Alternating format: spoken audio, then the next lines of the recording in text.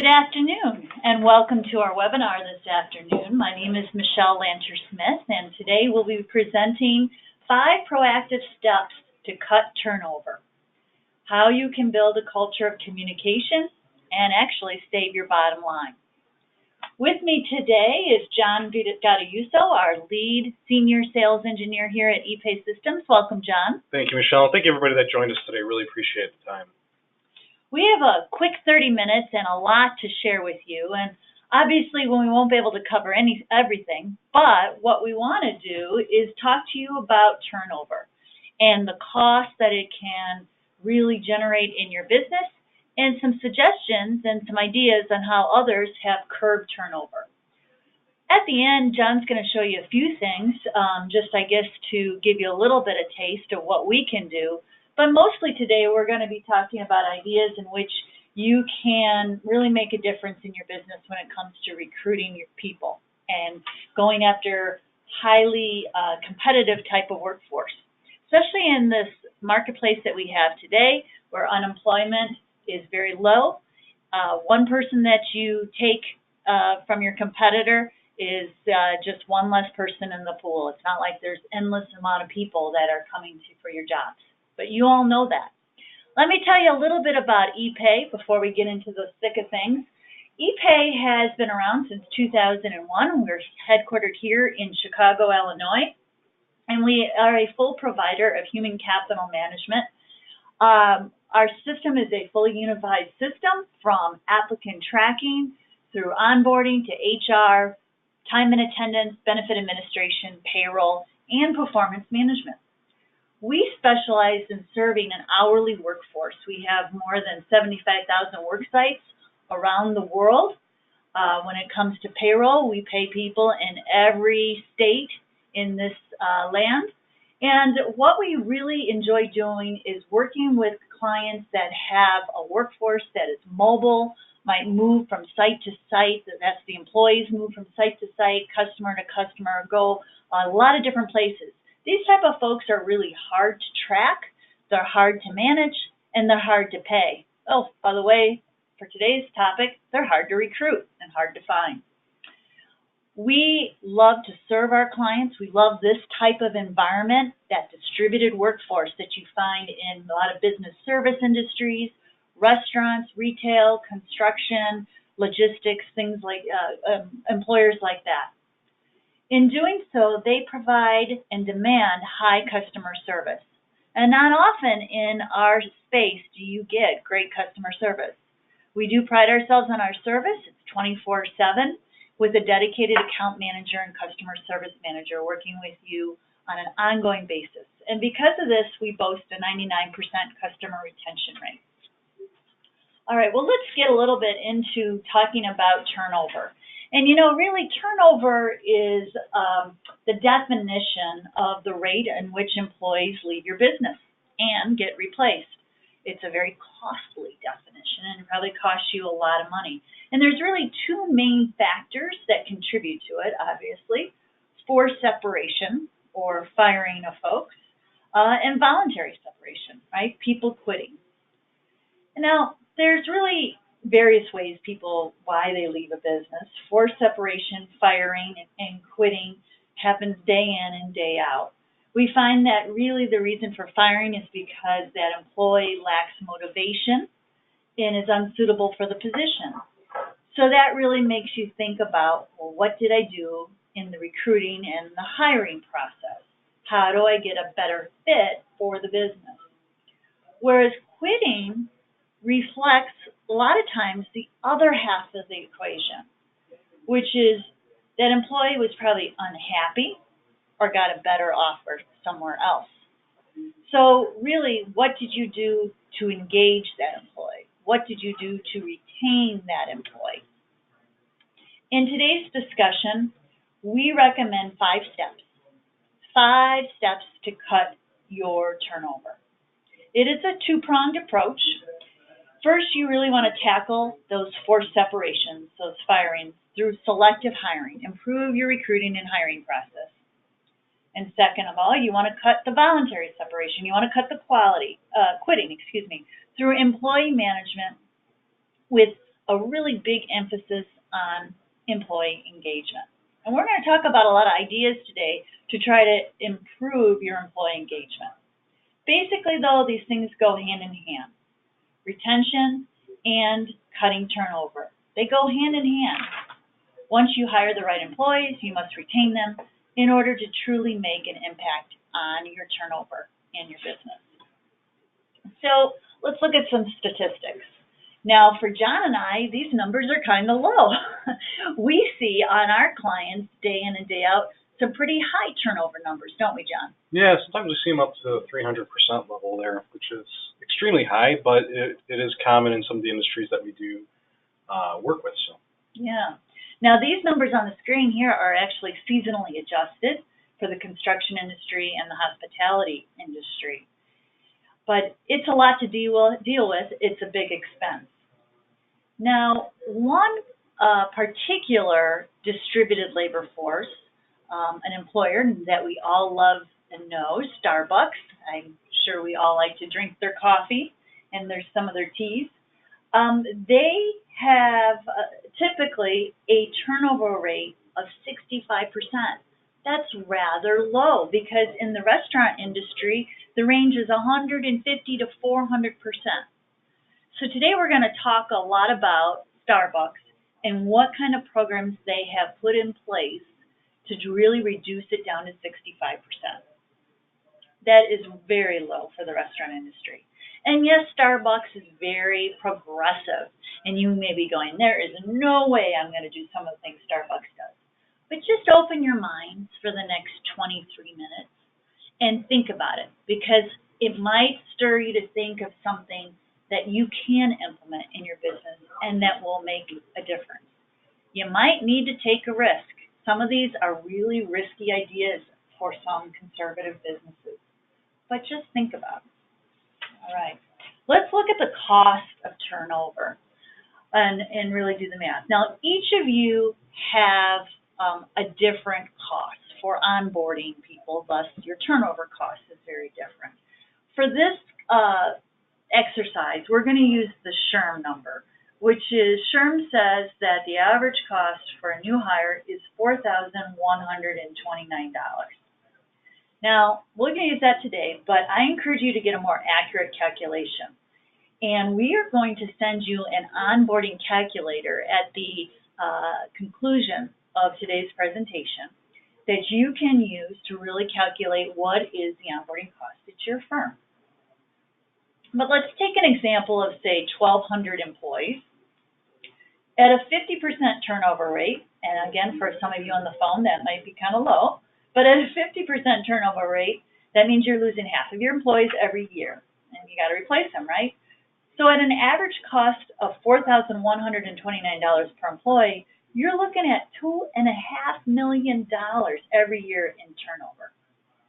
With that kind of figure, that's when your CEO knocks on your door, if you're in HR, and says, what can you do to get this number down? This is a huge number. Maybe they might be willing to consider some of your ideas and some of the things we talk about. So let's just see if you guys on the phone are familiar with the turnover rate that you have at your businesses. We're going to do a quick poll. And tell us what your turnover rate is. Just make a guess. Is it under 24 or under, 25 to 49%, 50 to 74%, or 75 to 100%? All right. Responses are coming in. Go ahead.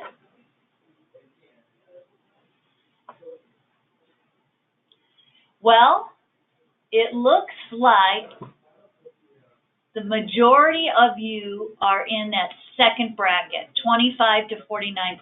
There's 47% of you. But there are 24% of you that are in 50 to 74%, and only 6% are 75 to 100%. All right?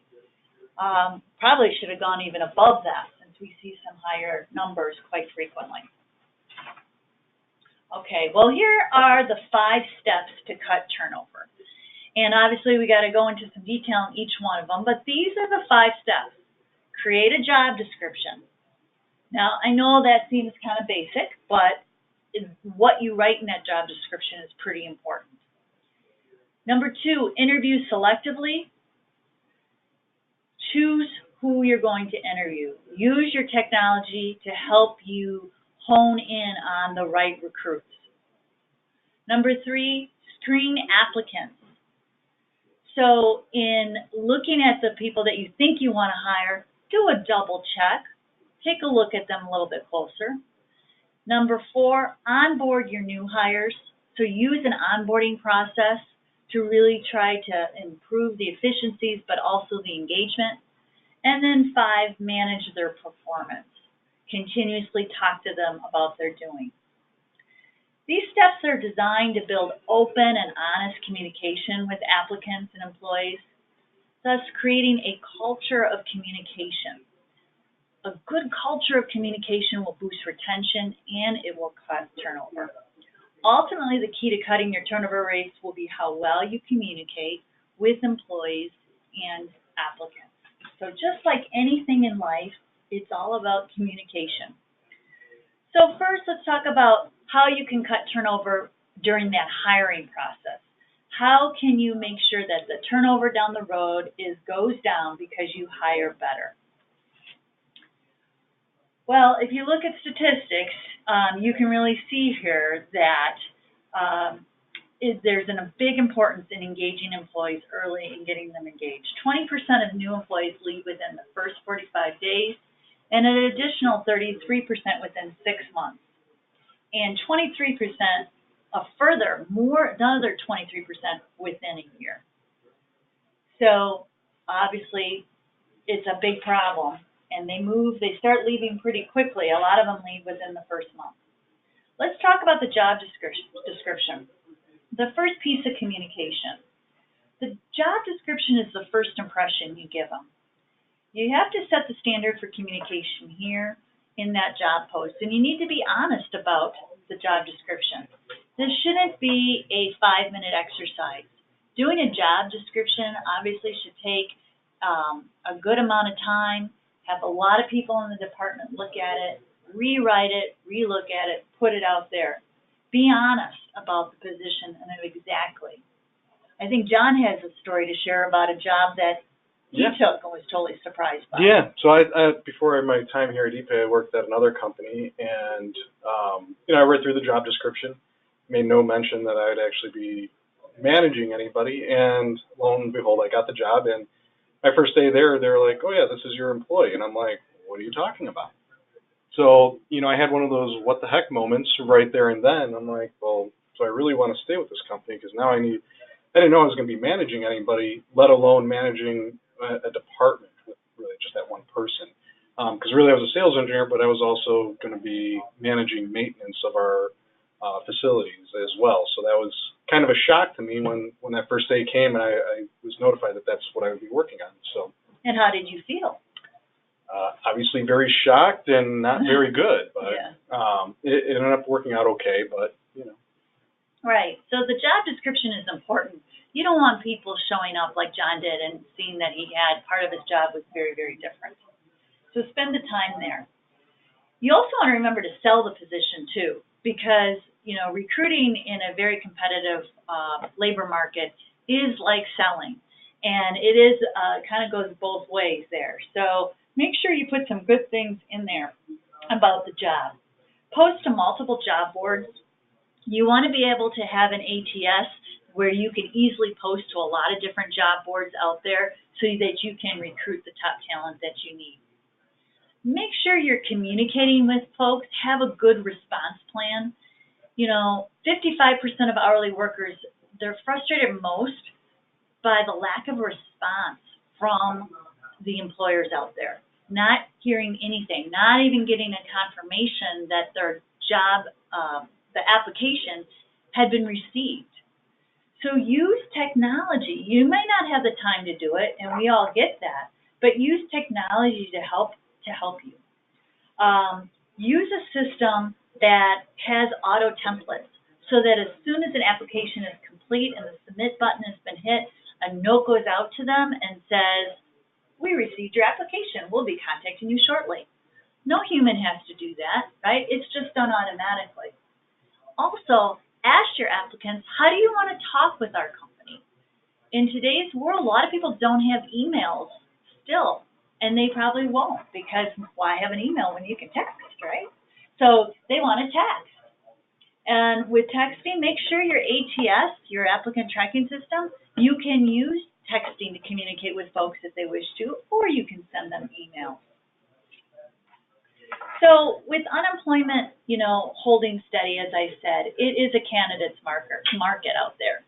So attracting good talent is pretty tough. So here are some other ideas that I don't have on this slide, but here are some other ideas that you need to think about. 72% of hourly workers use a phone to look for or apply for jobs.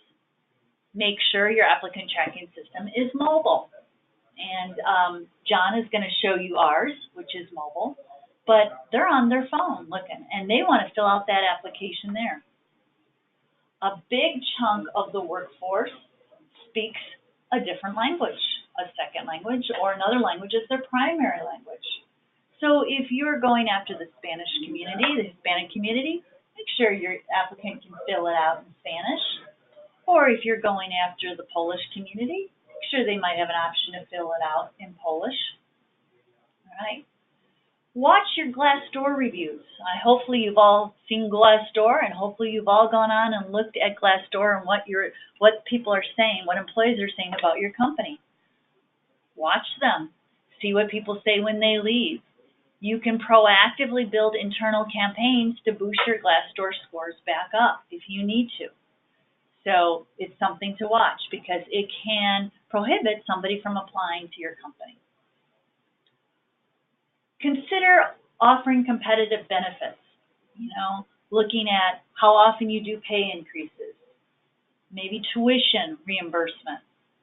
Look at, of course, your health coverage. Another thing you might want to look at is your dress code. So again, some research that's been done has found that some of the most wanted on-the-job perks comes down to the freedom to wear whatever you want. Again, Starbucks has done a lot of work with this, and as soon as a study came out from Snag-a-Job, they have an hourly workers report where they said 30% of hourly workers rank the freedom to wear whatever they want to work and express themselves on the job as the best perk possible. So they now allow their baristas to wear what they want, from tights to skirts to army boots. Tattoos are okay as long as they're not on the face or the neck. And hey, they say, as long as you're mixing a purple drink, you might as well have it purple hair. So you can dye your hair if you wish, as long as it's semi-permanent. So they've done this. Now maybe you don't want to offer purple hair or tell your folks to dye their hair, and maybe that's not going to fit there's no way that's going to fit into your company culture. But here are some other ideas that you might want to look at. Promote flexible scheduling. Majority of respondents want to work at least 36 hours a week, and 88% of workers are open to working multiple jobs to get more hours. But they want to be able to work what fits around their kids' schedule and their hobbies. A lot of them have a huge interest, 88%, I think it's a huge number, in pursuing their hobbies.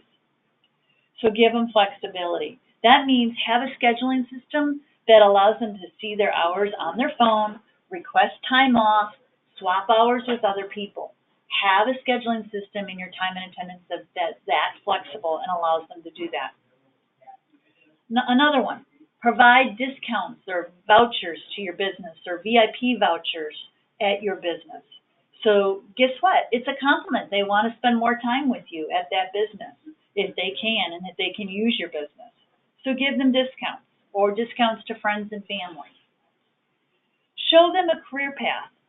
Mention in the job description exactly what is your internal hiring plan from growing people from within, how many people stay, how long, and how they move up. Talk about your training program. Talk it up, just don't talk about it. These are things people are looking for and will stay with your company. And then make your culture stand out. Almost 50% of hourly workers say that culture is one of the things they think about when considering a job offer. And culture is more than just the physical building or the space where they work. It's your willingness to provide flexibility, your willingness to invest in the growth of them in their careers and their jobs, and your recognition of employees. So think about what type of recognition programs you have and how you are getting the word out on your recognition. So these are great employee engagement ideas, so I hope you're jotting them down for employee engagement, but they're also things you want to put in the job description to sell your company. All right? Just some ideas. So again, the number one thing is flexibility to wear what you want. The next thing is monthly stipend to purchase items from a workplace. And the next thing is VIP vouchers. Oh, and a little one is freedom to use their phones at breaks and times like that. All right, going forward, the second step is the interview. The next step in scheduling the interview is really to reduce the amount of people that you really shouldn't be seeing. So make sure you're using knockout questions so that you get the people there that are good, that have the right certifications. And John's going to show that to you. Also, for an hourly workforce, one of the big reasons why they don't show up the first day is because it's too far away. So make sure you're looking at the zip code, and your ATS should be able to show you the distance, the radius from where they live to the job site. It also, when you're looking at your pool of applicants, your ATS should be able to search a pool within a certain zip code radius. So make sure it has those types of features. Once you have that candidate in-house and you know that they think you have potential, really think about the questions you're going to ask them. People have come from other jobs. For each job, ask them why did they leave. And what you're looking for is a pattern. Was it always because their boss was an idiot? Or was it really, decent reasons? They also, while they may not stay with companies for an entire year, ask them really, why did you leave? Where do you see yourself going, right, in the future? Yeah, it's kind of important to ask, because I had a friend at one of my companies way back when. His girlfriend was essentially getting a new job every few months, and it was essentially because she wanted a raise. So she was getting a new job every few months. So if you're in that process of hiring, look at, okay, why is there a pattern of you work here 3 months and now you're on to the next job, another 3 months, next job. So kind of look out for those patterns as well, because you may find that it's just someone's just looking to get a raise in a very quick fashion from going to job to job. Right. And you don't want that. That's very, very expensive. Finally, ask them about how they resolve conflict. We all know there's conflict in all jobs. And I always suggest, don't ask the question, do you know how to resolve conflict? Do you know how to handle this? Because of course they're going to say yes. Ask what we call a behavioral question. Tell me about a time when you had a conflict with another employee in an organization. How did you deal with it? And have them talk you through it. Okay? And you can even run like Wonderlic scores or personality tests to even identify their personalities and will they mesh with your company along with the other individuals that work there as well. All right, number 3, the screening process. This is really about going to the next level. We have clients today, even though we have an integrated background checking process, they choose not to run background checks and reference checks. Don't do it. If it's integrated into your ATS, yes, it's a small additional cost, not in the ATS, but, actually getting the background check done, but it's worth it. 85% of survey respondents in the survey, 10th Annual Hire Right Benchmark Survey, you can see the source right there on your screen, 85% of survey respondents uncovered a lie or a misrepresentation in the candidate's job app during the screening process. So that has increased. Here's the scary part. It's up from 66% 5 years ago. What is going on? I don't know, but I think you need to protect yourself. So run the background checks. That's important, but even more importantly is ask for references. Get on the phone and talk to people. If people are squirrely and don't give you anybody to talk to, that's a red flag right there. All right. Moving on. Engage often.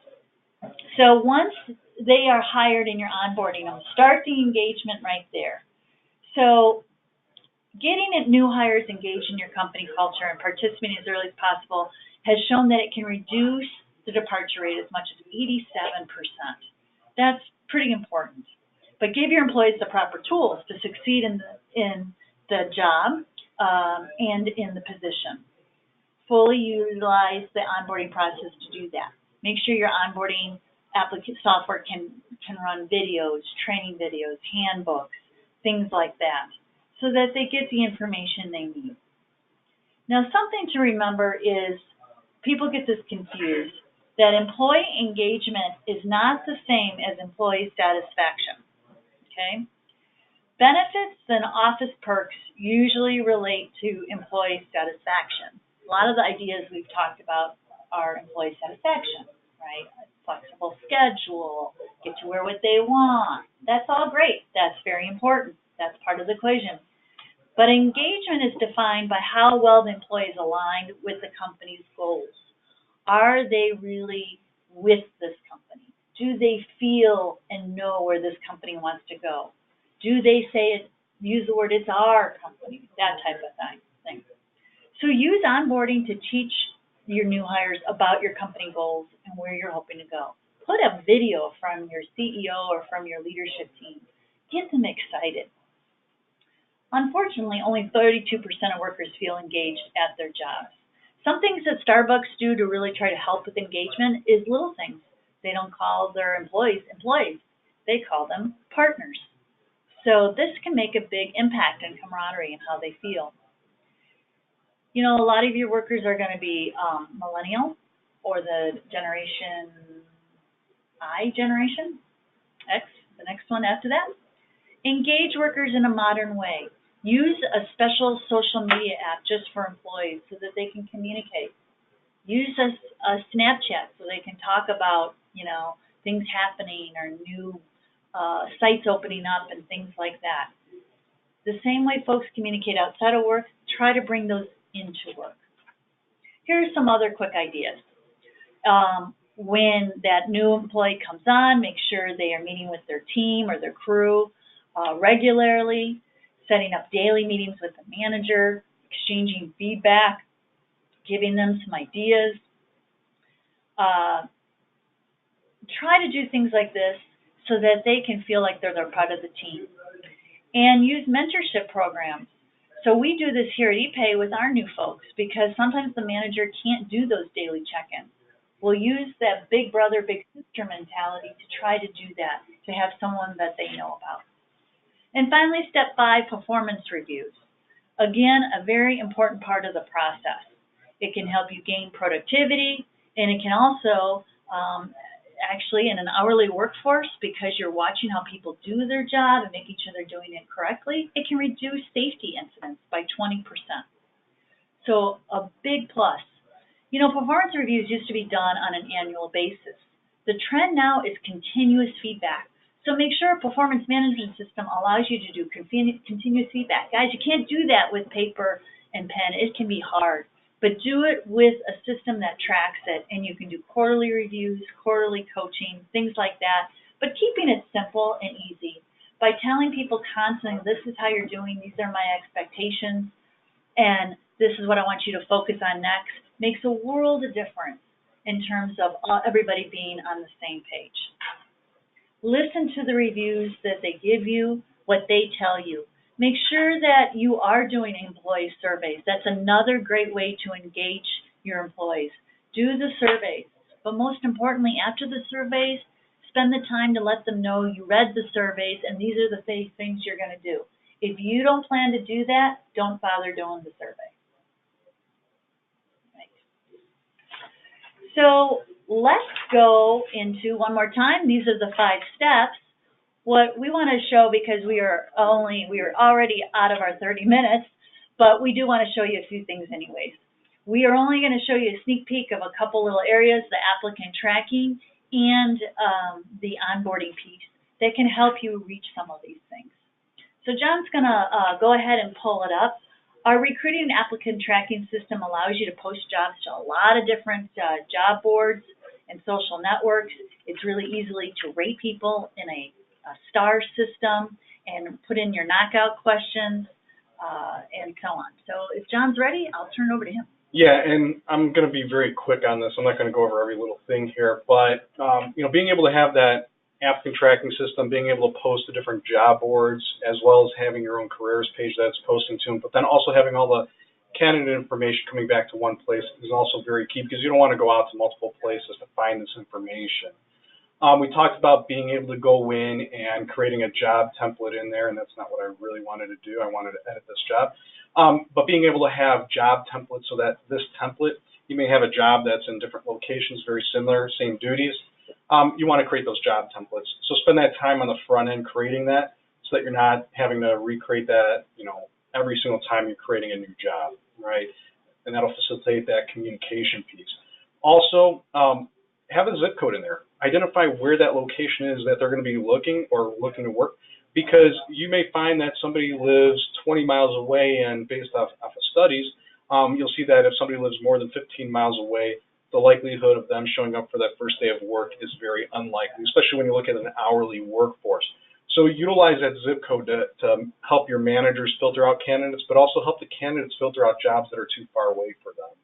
And then also being able to add in these custom questions. So have the system screen it for you, where you can say, hey, I'm looking for this certification. Do you have it? The answer, no. Auto-archive them, but so that you keep the data, but also send out that notification. So the answer, no here, it'll send out that auto notification that, hey, thanks for applying, but you're not qualified for this position.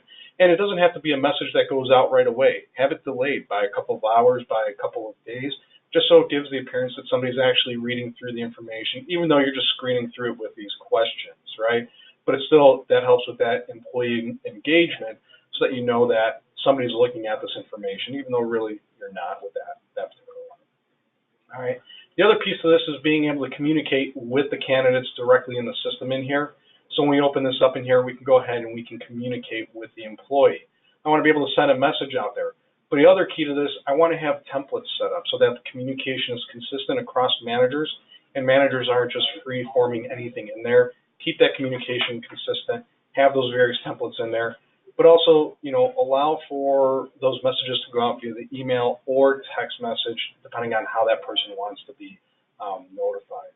And then also going in, doing your background check, right? Having somebody go out, do the background check, have that information all come back into one system. Even have an outside company do the reference check. If you're not getting responses from these other companies, we find that utilizing a reference check from an outside vendor can actually increase that feedback by 85%, right? So you have that ability to do those types of things with the applicant tracking.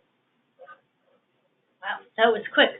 But we want to be able to have the opportunity, if you're not a client today, and we do have some customers with us today, thank you for joining us, to be able to show you some of this in more detail. So in the system, once you run a background check and you say, yep, I want to hire this person, you mark them as hire, and it goes into our onboarding system. Again, John wasn't even able to show you, but both of these systems can be in Spanish so that you can go ahead and recruit those type of folks. But here's the onboarding system. Yep, so when you look at onboarding, you're really giving them a workflow of these are the things that need to be completed. Obviously, we're not going to go through everything in here, but make it interactive. Have videos of your CEO showing up and saying, what are your core values? Have your core values spelled out in your welcome screen as well, so everybody knows this is what we're looking for. Even have those spelled out in your job description as well, so that, hey, these are our core values and people know that this is what we're all about. But having that engagement with videos, having documents, forms, and things like that to help them out. Utilize that onboarding to really help them view all that information, and let everything be done electronically as well. So if they're not having to sit for the first day of work, filling out paperwork, and sometimes they don't even show up that next day, right? Have them fill it out electronically where they can do it at home, they can do it on the job site. It just kind of depends on where they want to do that. We also have a performance management system, but I'm afraid we've run out of time, so we won't be able to show it to you today. But think about that performance management system. That's really important. You don't have to do this in pen and paper. We now run all of our performance management here at EPAY on our performance management tool, obviously, since we now have one and use one internally too. And it's great. First, I love it. I love getting 360-degree feedback. I love getting feedback for my employees from a lot of different parties. It helps me make a better assessment. It automates your performance reviews. We do quarterly reviews here that are continuous, but you can set them up for any type of kind of interval. The other thing I like to use all the time is ongoing feedback or journaling. So when I know that somebody on my team's done a great job, it takes me 2 seconds to log in and record it right there. And then when I do the review, there's that data, there's that information. It's not getting lost in some note or something in my head, which won't stay there. And then finally, have the statistics on a dashboard to really see how that whole review process is doing it, which of your managers are doing it and which aren't.